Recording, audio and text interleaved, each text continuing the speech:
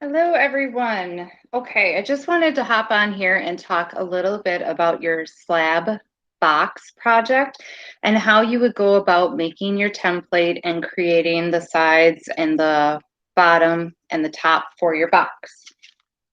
So because I'm doing this outside of the studio, I'm just going with a little bit of a smaller demo. In studio, we would do this about a 5" by 5" template square.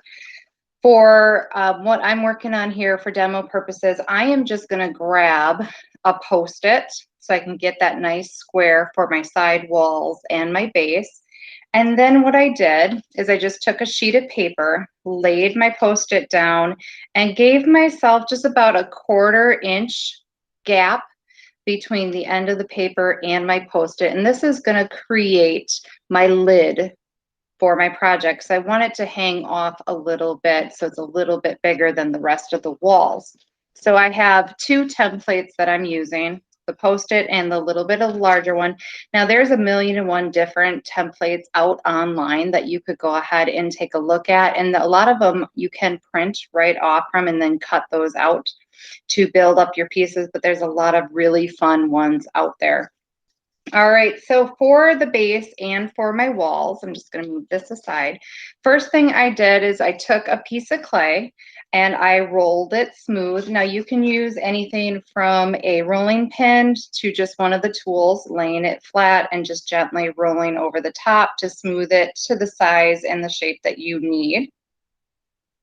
So just even pressure, and I'm kind of moving my fingers to thin that out. If we were in the studio, the best thing to do is use the slab roller that we have available. But you can still do this type of project at home using the tools that you have available. So you're just going to go through and smooth out your piece of clay. Now for the slab box project, you do need to have 4 walls, about the same size as your Post-it, and then one bottom piece for you to attach all the walls to. Okay, so now this one here, I already have the walls cut out and my bottom piece. So I'm just going to go ahead and do my top. Actually, I'll just do a demo with a small little Post-it so you can see it. And I try to make sure I've got everything covered. There's one little area over here that I could roll my clay out a little further. I'm just going to try to find a spot that kind of reaches all of the areas. And then from there, you're going to take your pin tool, or you could use the backside. Whoops, you could use the backside of your fork, as long as it's an old fork and your parents are okay with you using it. So I'm just going to grab my pin tool. And I'm just going to take right around the side of the Post-it, trying to keep my tool vertical so I get a nice straight edge. Same thing across the top. And the rest of the clay just kind of peels away almost like a cookie dough would. And I do want to make sure that I'm keeping everything equal so that all the walls match up to the bottom. All right, once you have your square cut off, you can then kind of release the extra little bits of clay. Now this does need to set up a little bit so it can stiffen into the air before I start working with it, because it's pretty soft right now. So I would just set that aside. My extra clay that I'm not using, I can just ball back up and put right into my Ziploc baggie, closing that up so it stays nice and hydrated. Now here's the bottom of my box. And now I want to go through, and whatever tools I have at home, we have the wooden rib tool here. I just want to smooth out any lumps and bumps before I actually start attaching my pieces. So I'm going to do that to the front, and I'm doing that to the back side. If you don't have one of these tools at home, just an old spatula, this was just picked up from the dollar store. Just go through, smooth that out. If any of the sides get a little bent out of shape, I can tap it right onto my placemat and kind of sharpen up those sides again. Okay, so this would be ready to start adding in pieces. And set that off to the side. and kind of pop back over to my walls. Now the walls were cut out to match the size of the Post-it. You will notice that I beveled or cut at an angle, a 45-degree angle, my walls. So when they go together, I'll do this where you can see, they're a lot stronger and they just come together like two puzzle pieces here. And they fit together just like that. It's going to make my piece a lot stronger, and then it doesn't overlap too much on the base. So to cut my 45-degree angle, now I already have these laid out how I want them to fit together. I don't know if you can see that. So I have a general kind of loose fit of how I want these to fit together, which means I still have one more piece that I've got to bevel. So they all come together like a puzzle piece. You can see this one where it's not beveled, just doesn't fit together nicely. So I still have to bevel this edge.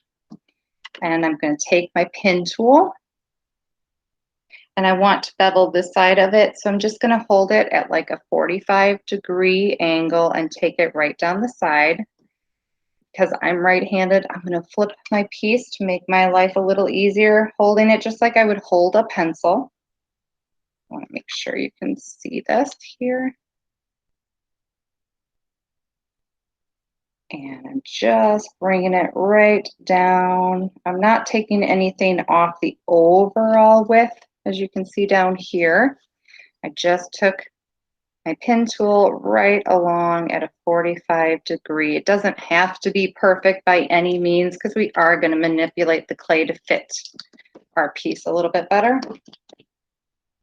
Okay, so now you can see when I bring it together, it all fits together like a puzzle piece. So I know I'm on the right track. Now there's some gaps here that I'm going to fill in with a coil piece. And as I start adding it together, I'm going to be able to smush these two pieces together a little bit closer. So all of your walls have to be beveled. Your base does not need to be beveled, and neither does your lid of your piece. So here I've got everything kind of laid out. So my middle would go right in here. And now I can start slipping and scoring my pieces onto my base. Okay.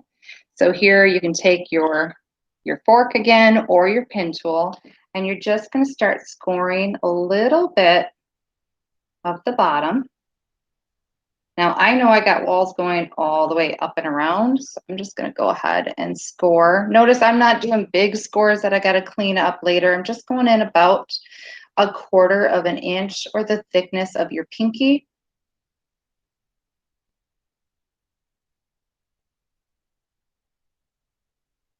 And lightly scoring all the way, roughing up that edge so my slip has a place to sit. And then I need to score the bottom of my wall. Again, you can use your fork or you can use your pin tool. I just want to roughen that up a little bit so that the two pieces would come together, something like that. And roughen up this edge. So anywhere you bring two pieces of clay together, you do have to slip and score. Just think of it as Velcro, where you're trying to get them to stick together. Go to my next one. Just roughening that up. And then finally on my last wall here, just kind of lightly roughing this up. No right or wrong answer. Okay, so now I would be at the point, just gonna clean that up, a couple little tool marks. Now I'm at the point where I can start bringing my walls onto my base. So I'm going to open up my flip container. And you can use your finger, or if you have a brush handy, you could dip right in and use your brush.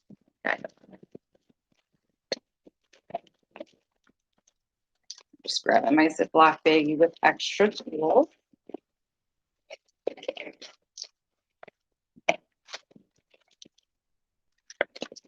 So this would be a slip brush. And I could dip that right in, but I'm just going to go ahead and use my fingers, grabbing up some slip and bringing it right over to my base.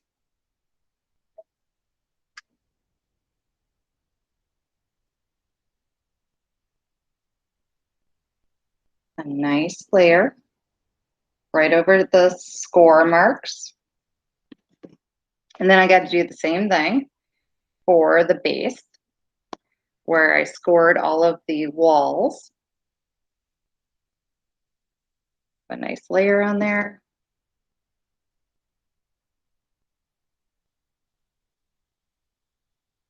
And one more.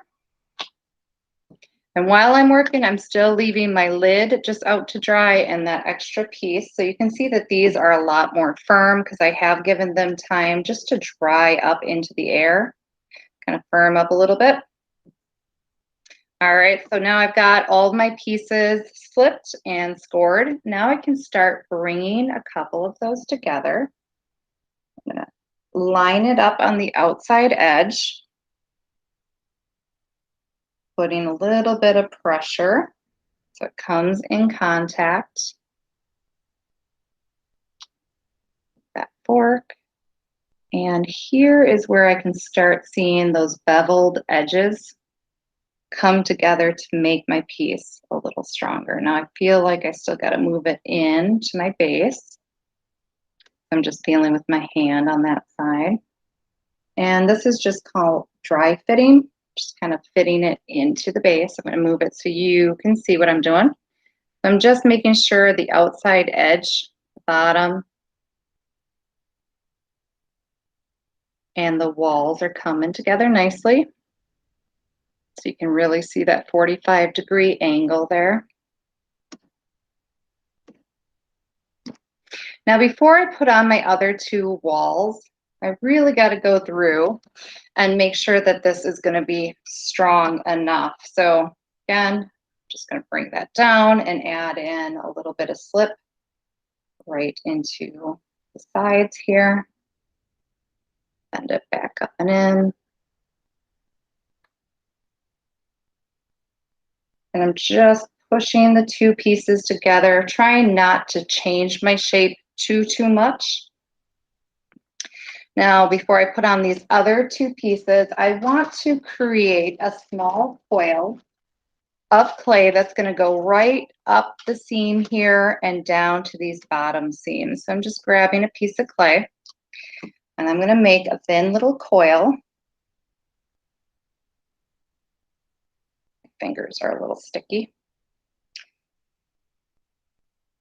Your coil should extend all the way from the inside joint to the outside. If this coil's just a little dry, I'm going to go ahead and grab something else here. This clay is a little more pliable.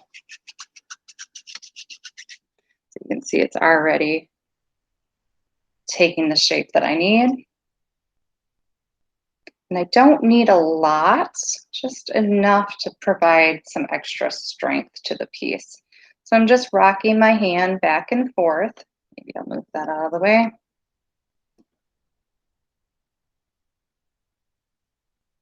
And creating a thin little coil.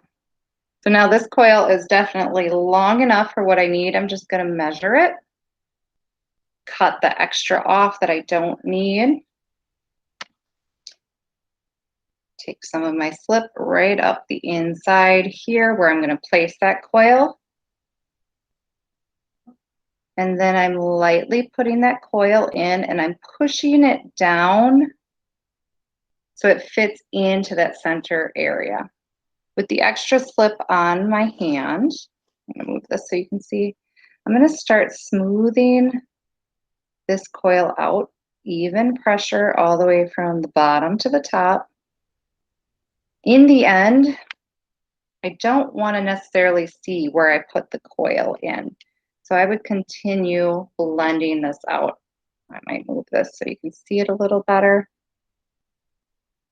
And I'm going to get all the way up to that center and blend it out. And I still need one added down here and one up that side yet. So using that same kind of coil that I started making. I really don't need a ton of clay for this. I'm just gonna thin this down even further so you can see what I'm doing. And I'm just rocking it back and forth with my hands.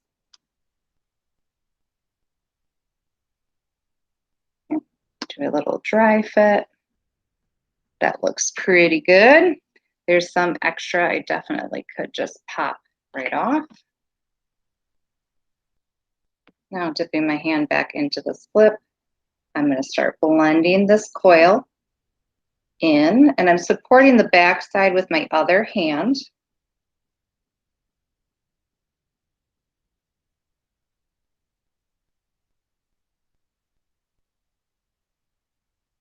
And I don't want to see where the coil is attached to the side wall in the end.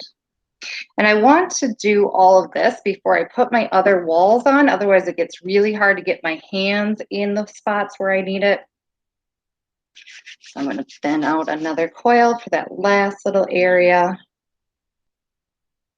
For your project, you're going to spend a lot more time just working these coils in. Okay, so I got a lot of extra here I can pull right off and blending it out. I'm just taking my thumb, kind of pushing and pulling that clay as needed. And if I have to move my box, just pick it up gently and move it, because those walls have set up enough that they're stronger. Now if I have too many finger marks in here, I could take my tool again and just smooth anything out that I think is gonna give me trouble later on before I would to add in any more of my walls. Okay, so I got two side walls. You'll notice this back side isn't 100% done yet. I still want to go in and smooth that out and bring those pieces together. And I'm just kind of pinching with my fingertips so I still get that nice tight edge there. So that would be my first two walls. Next one, I'm going to go ahead. I already have this beveled up. I just want to dry fit it into the box. Make sure that I'm just coming to the outside edge of my box. Now I still already had my slip on there.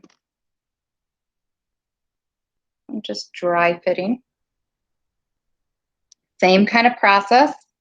I'm then going to go ahead and add a coil right down here along the side joint and up here, and carefully go through and blend that together so you can't see where the two pieces of clay were joined. Having just your nice little sponge, dipping that into your slip or into your water helps smooth things out and get those last like fingerprint lumpy bumpy marks out of your piece. So this would be base and 3 side walls.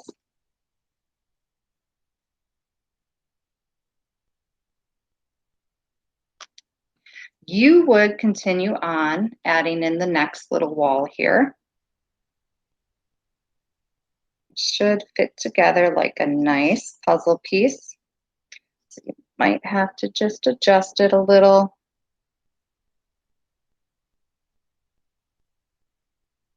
Really want to make sure it's coming in contact in that bottom with that bottom base.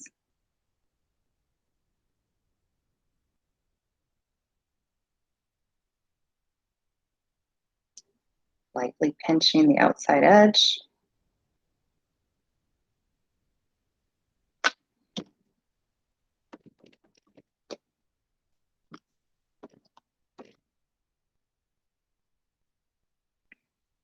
So that would be the basic construction of your box. Still a long way to go. I haven't even talked about adding in feet, or the design on the side of it. Just kind of getting everything put into position and locked in.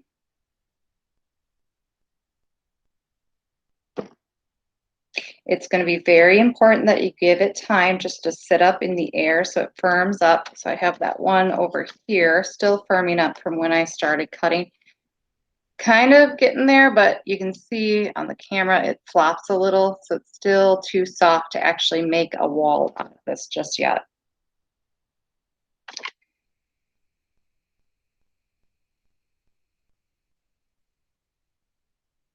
Just getting some of those fingerprint marks off it. Smoothing that out. So that's the basic shape of my box. And this is where we're going to call it for today. But just so you can kind of see of where we're going with that, that larger piece, what I was going to use for my lid, still needs some time to sit out into the air. You can see it's pretty soft yet. But just so you can see how it fits on with the rest of the piece. This is about the right size as what we would need. Now I would continue working on this for probably about another half hour, just smoothing it out, using my sponge, just with a little bit of water, or if you have a water bottle, making sure I got nice tight edges. And I'm not seeing where the two pieces of clay came together. As always, if you have any questions for me, please feel free to let me know and I can kind of walk you through some of these steps. But the big steps, make sure that you're beveling your edges. Your walls had time to set up before bringing them together. And you are using your coil to help support the walls and blending that out. So you don't really need to see the coil. All right, let me know if you have any questions. Bye-bye.